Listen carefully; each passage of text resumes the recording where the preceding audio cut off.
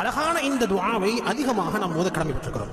ஹஜ்ரத் இப்னு Abbas ரலியல்லாஹு தஆலா அன்ஹு அவர்கள் நபிகள் நாயகம் ஸல்லல்லாஹு அலைஹி வஸல்லம் அவர்கள் வந்து, நாயகமே, அல்லாஹ் உங்களுக்கு கற்றுக் கொடுத்த துஆவை எனக்கு நீங்கள் கற்றுக் கொடுங்கள் என்பதாக சொன்னாங்க. சுப்ஹானல்லாஹ். அப்ப ரசூல் ஸல்லல்லாஹு அலைஹி வஸல்லம் சொன்னாங்க, அல்லாஹும்ம இன்னி அஸ்அலுகல் ஆஃபியா என்ற இந்த துஆவை ஓதுங்கள் என்பதாக சொன்னாங்க. அல்லாஹும்ம இன்னி அஸ்அலுகல் ஆஃபியா என்று சொன்னால் என்ன?